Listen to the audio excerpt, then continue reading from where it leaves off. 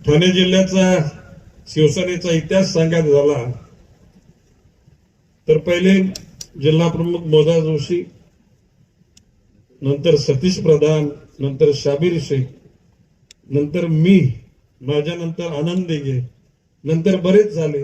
आता मी काय दुसऱ्या बरेच झालेल्या लोकांची नावाची मालिका सांगत नाही. आता राजन विचारे आलेत, त्याचा शाल घेऊन सत्कार करा पहिल्यांदा.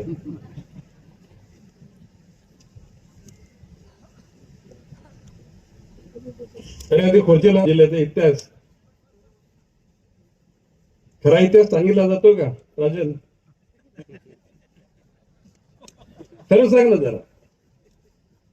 ठाणे जिल्ह्याचा इतिहास जो सांगितला जातो तो खरा इतिहास आहे का?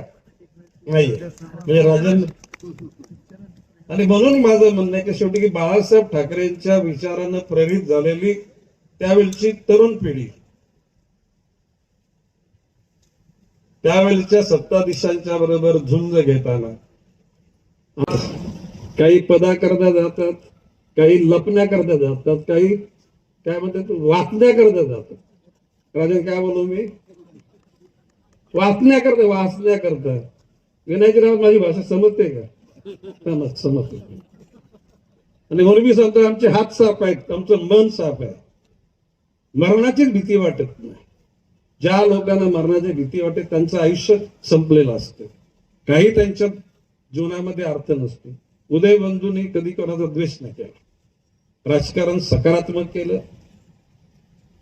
जसे मगाशी उदाहरण अप्पाने सांगितलं की बबन शेटच्यावर अविश्वास ठरव जिल्हा परिषद अध्यक्ष असताना